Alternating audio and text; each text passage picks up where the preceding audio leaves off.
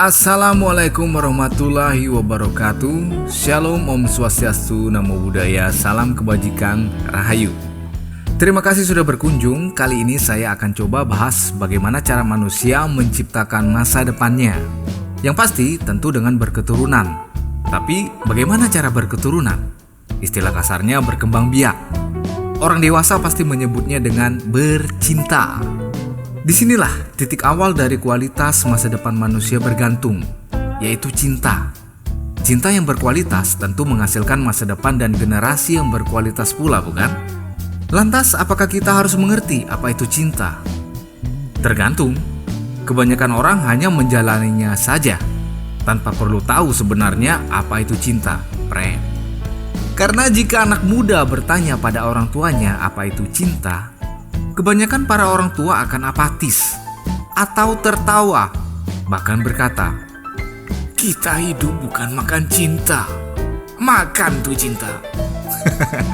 Nah, disinilah letak permasalahannya. Ketika suatu keluarga menjalani hidup tanpa mengenal cinta atau love dan kasih sayang atau affection, maka keluarga tersebut tentu tidak mengutamakan kualitas. Yang penting berhubungan seks, beranak, kasih makan, sekolahkan, selesai. Tanpa peduli apa yang akan terjadi di masa depannya. Itu adalah secara garis besar. Nah, di sini mari kita sama-sama coba cari tahu apa itu arti cinta dan kasih sayang untuk masa depan. Dimulai dari masa puber, di mana manusia mulai menghasilkan hormon produksi. Disinilah mulai rasa itu bersemi. Kata kebanyakan orang, rasanya kayak banyak kupu-kupu di perut, menggelitik dan nyaman. Dan rasa itu akan tepat kita ungkapkan kepada lawan jenis ketika kita memang sudah mumpuni. Keywordnya tepat dan mumpuni. Tepat adalah ketika kita menjatuhkan pilihan atas orang yang benar-benar mempunyai chemistry atau rasa yang sama kepada kita. Jangan ungkapkan rasa kepada orang yang tidak punya rasa kepada kita. Itu namanya tidak tahu diri. Kemudian mumpuni. Artinya kita cukup mempunyai modal dalam menghadapi suatu hubungan, baik itu mental atau materi. Dalam menjalani suatu hubungan, kita tidak bisa hanya ingin merasakan kupu-kupu dalam perut saja, tapi juga harus siap dengan keadaan ulu hati yang dipukul Mike Tyson. Itulah mental. Harus siap dengan keadaan yang paling sakit. Sama halnya dengan materi. Menjalin hubungan butuh modal. Karena zaman sekarang, paling sederhananya berkencan di rumah calon mertua pun minimal bawa martabak.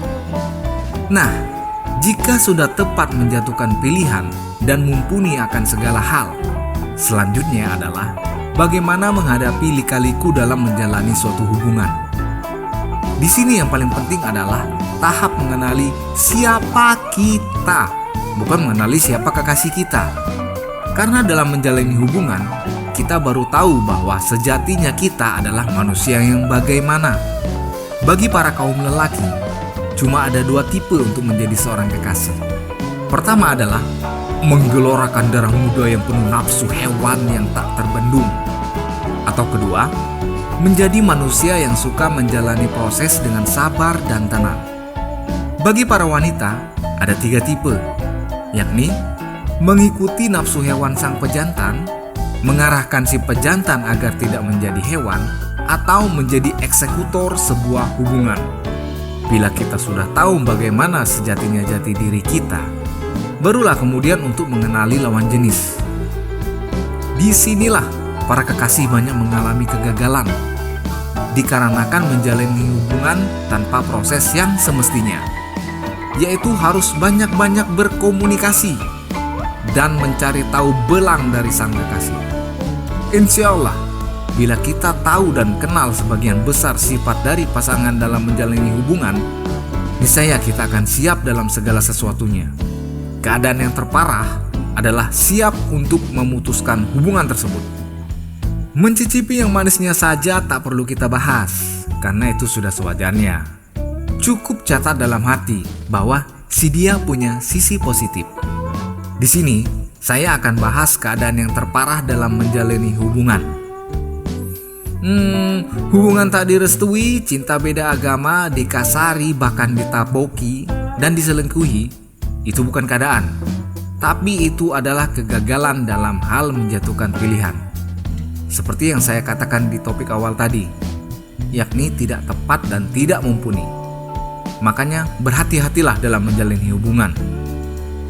Berikut adalah keadaan-keadaan terparah. Yang pertama, keadaan di mana kita membenci satu hal dari sang kekasih. Contoh, 1. Seorang pria sangat benci ketika wanitanya merokok. Tapi, ketika bibir manis sang kekasih sudah terpancang udut, ia pun menyulutkan api kepada kekasihnya.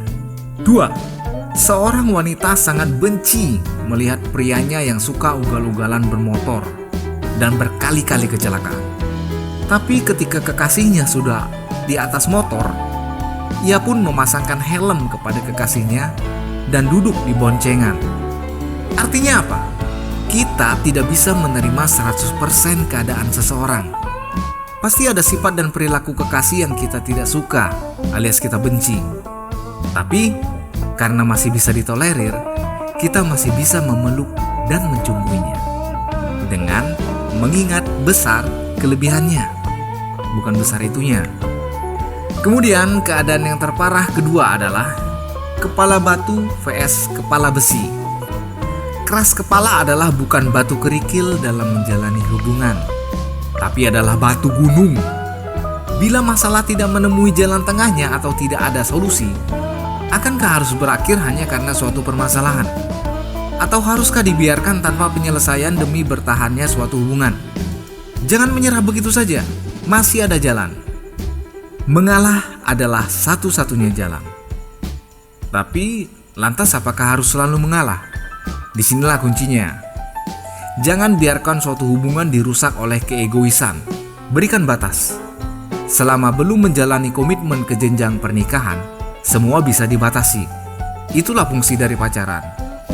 Tahap mengenali sesuatu sebelum memutuskan sebuah perkara besar. Jika tidak ada jalan tengah dalam suatu permasalahan, batasi mengalah sampai 3 kali.